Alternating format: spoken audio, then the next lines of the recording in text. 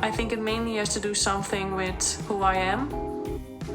I never try to hide any characteristics, and therefore my work can be quite confrontational.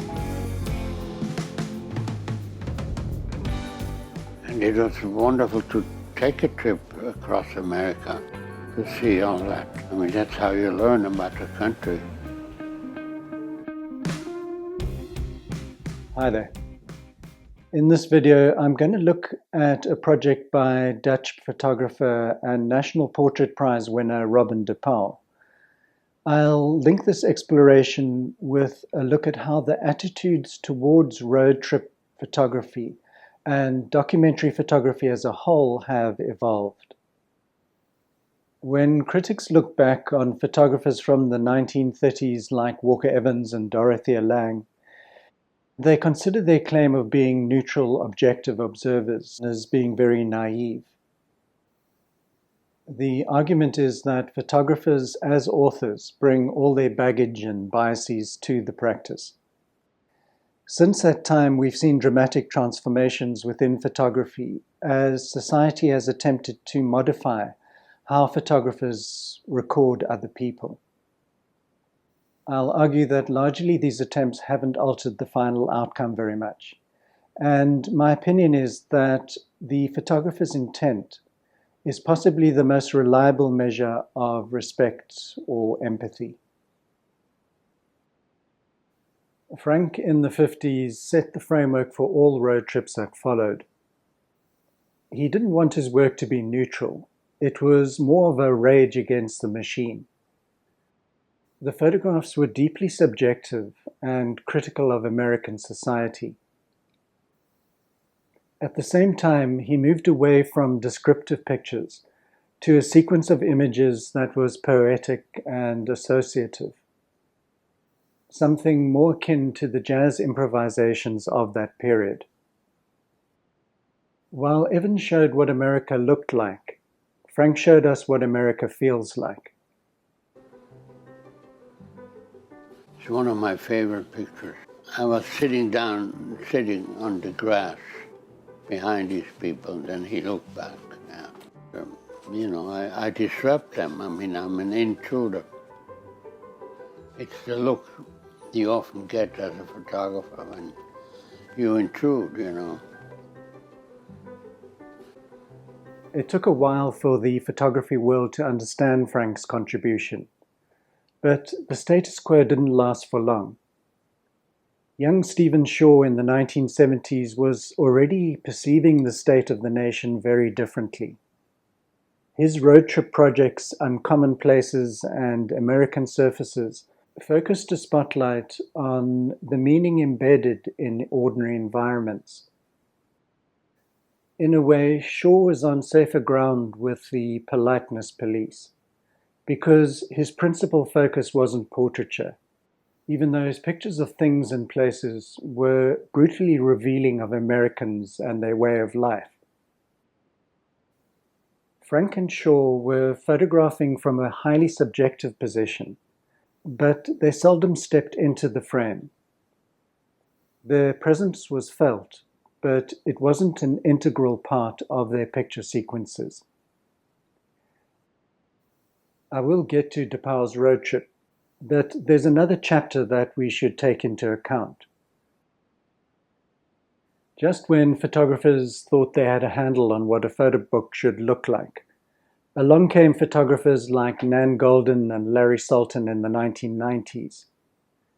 They broke down the barrier between art and life by making it personal. Their visual biography or diary aesthetic brought about a sea change. Even though the work of these two photographers didn't involve taking to the road, their aesthetic changed the way that photographers like de Puy approached their journeys. So in 60 years, the focus of documentary work had shifted from social issues to social commentary, and then from the 1990s onwards, it was driven by private experience and personal relationships. The viewer became connected to the photographer via an umbilical cord of individualized emotion. This transformation was reflected in what was occurring in broader society. And it's impossible to work out whether art is the horse or the carriage. The preoccupation with self received a steroids injection when social media became mainstream. It's now almost impossible to find photographs in galleries or art fairs that are not autobiographical. So, where does Robin de Puy's project fit into all of this, and what does it say about the trajectory of attitudes towards road trips? In 2015, she picked up her Harley Davidson in Las Vegas and set out on a 10-week, 8,000-mile road trip across America. Her photographs explore the country through encounters with strangers. But more significantly for this discussion, they reflect her own emotional and physical journey. Her photographs led to the book, If This Is True. It's a powerful body of work that combines a road trip narrative with portraiture and a personal diary. She had no fixed route or list of subjects that she was looking for, and allowed intuition to guide her movements. She sought out remote and overlooked places and had spontaneous encounters with people that she met along the way.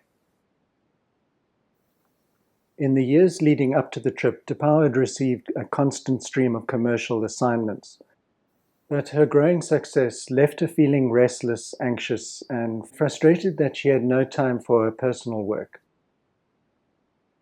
She saw this trip as an opportunity to reconnect with the source of her photographic passion.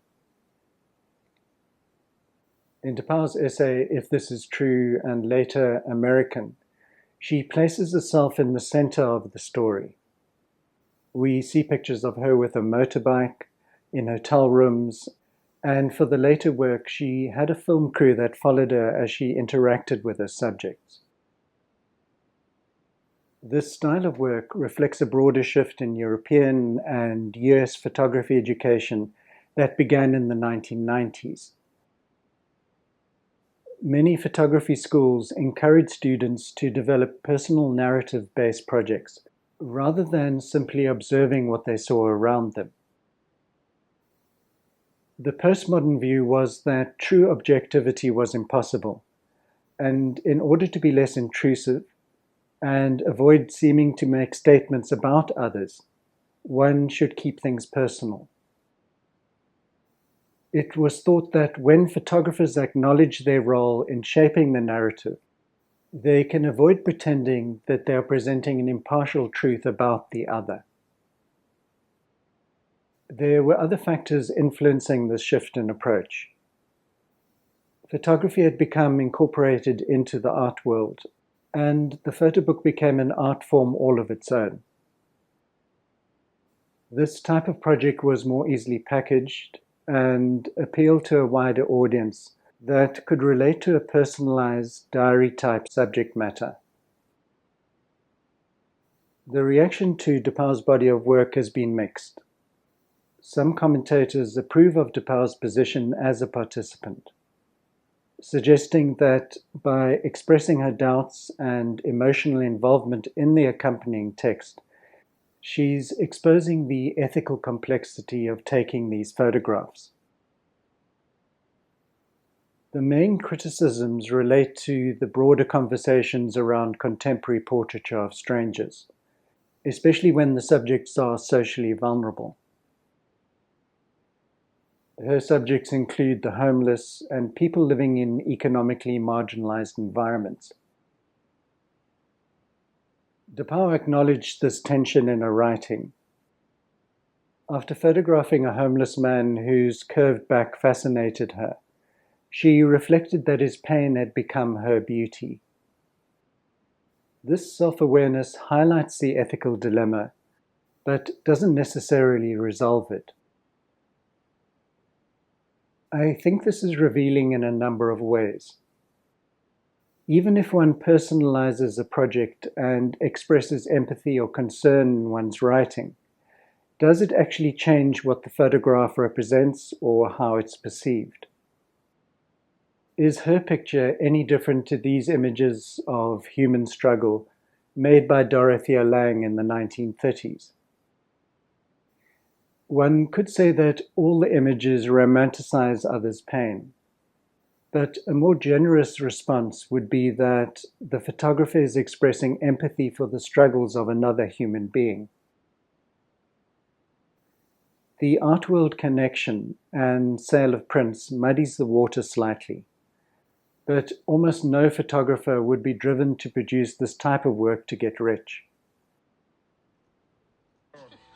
These kind of projects, I don't do them to earn my living. It's costing me money. But I want to do them because I'm passionate about it. It's like it's my baby, it's my child. But of course I need to earn money. So I do that by doing commercial jobs, for example.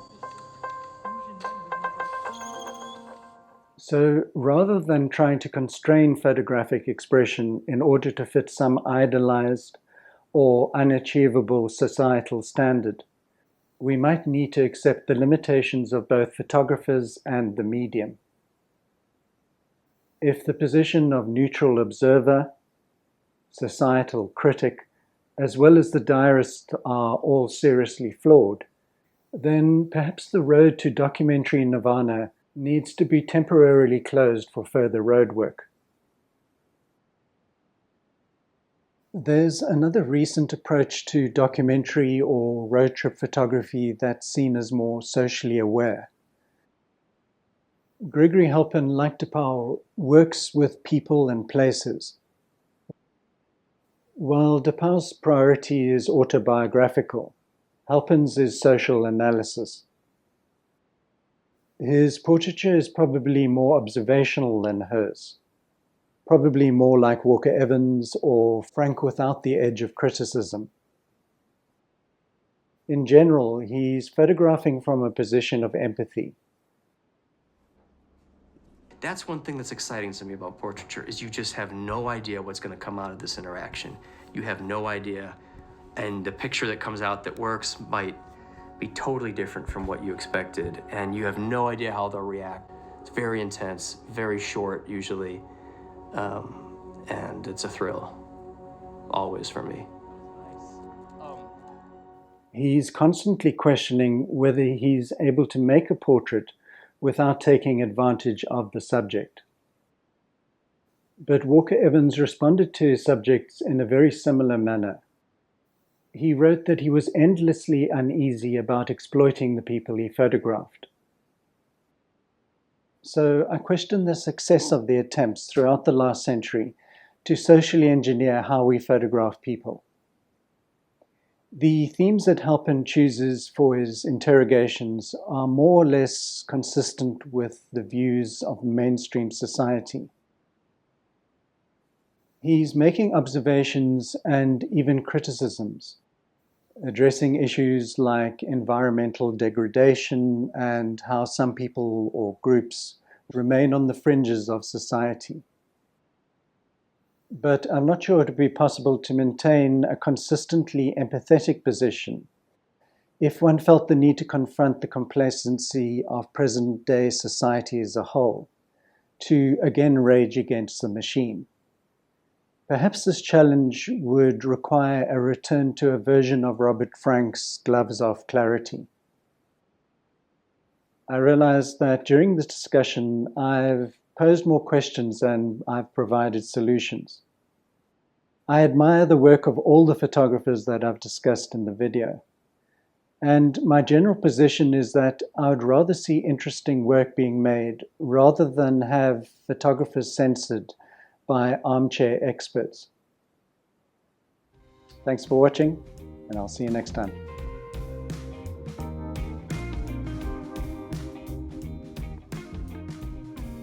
One of the most important aspects of my work is that I always try to make people feel at ease. I grew up with an anxiety disorder, and I think because of that I am extra observant. Because I just want to make sure that the person in front of me is okay. And I don't mean that somebody cannot feel sad or anxious. I just hope that this person trusts me enough to share that feeling with me. If someone is capable of sharing that with me, I am capable of making a good portrait.